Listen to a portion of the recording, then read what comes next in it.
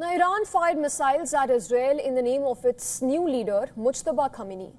And this while explosions continue to rock its neighbors in the Gulf. Meanwhile, oil prices have soared above $110 per barrel for the first time in almost 4 years. Let's take a look at the top developments that we have been tracking for you at this hour. Mojtaba Khamenei has been selected to succeed his slain father as Iran's supreme leader. Mojtaba's appointment comes 9 days after U.S.-Israeli strikes killed Ayatollah Ali Khamenei and plunged West Asia into war.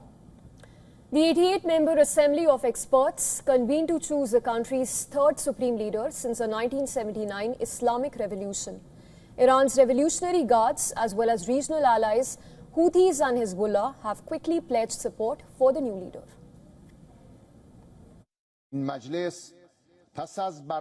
This assembly, after thorough and extensive deliberations and by utilizing the authority granted under Article 108 of the Constitution and in accordance with its religious duty and belief in being present before Almighty God, in today's extraordinary session, based on the decisive vote of the esteemed members of the Assembly of Experts, appoints and introduces Ayatollah Sayyid Mojtaba Khamenei, may God preserve him, as the third leader of the sacred system of the Islamic Republic of Iran.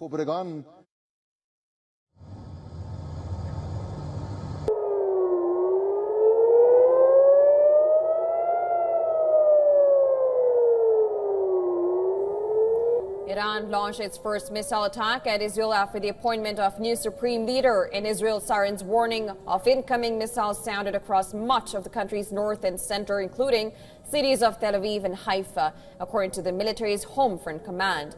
Police said officers were called to at least 2 sites in central Israel where, according to local media, interceptor debris fell.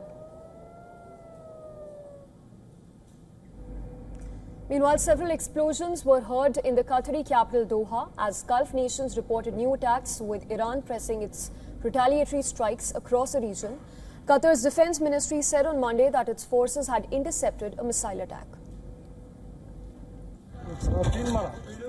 Saudi Arabia's defense ministry said the kingdom intercepted and destroyed 2 drones heading towards the Shaiba oil field in the southeast of the country. Saudi Arabia said Sunday that 2 people were killed and 12 wounded as a projectile landed in Al-Kharj province.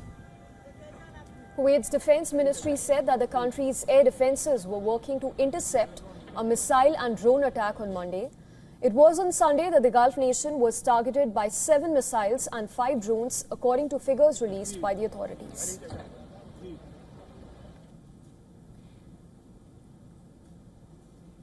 In a sign that the United States does not expect a quick end to the war, the State Department has ordered non-emergency staff to leave Saudi Arabia. This is days after a drone hit the U.S. Embassy. The U.S. military announced that a service member had died after being wounded in Saudi Arabia, the 7th American combat death in the war.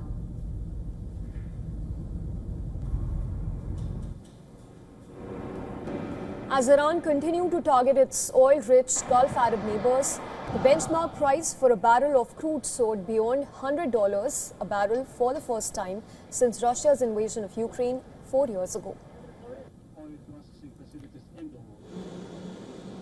U.S. President Donald Trump had dismissed the price spike as a small price to pay for removing the alleged threat of Iran's nuclear program. But the markets in Japan and South Korea, both heavily dependent on energy imports, opened the week sharply lower on Monday.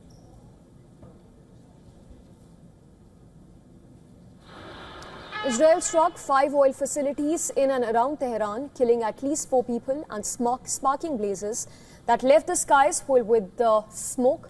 Tehran's governor said that fuel disruption had been temporarily interrupted in the capital. A dark haze hung over the city for the excess of 10 million people, blocking out the sun and the smell of burning fuel that lingered in the air.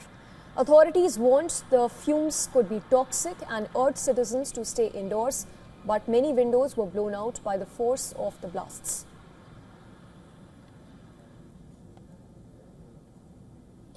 Hezbollah, on the other hand, on Monday said it is engaging Israeli forces who landed in eastern Lebanon by helicopter across the Syrian border, the second such operation since the outbreak of the latest conflict with Israel.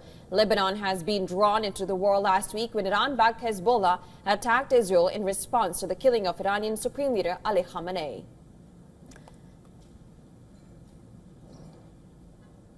Israel struck a hotel in central Beirut on Sunday, saying it had targeted 5 commanders of the Revolutionary Guard's International Quds Force.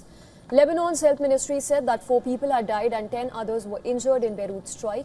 Lebanon's health minister said that at least 394 people had been killed in Israeli airstrikes, that is, since the start of the war, which includes 83 children and 42 women.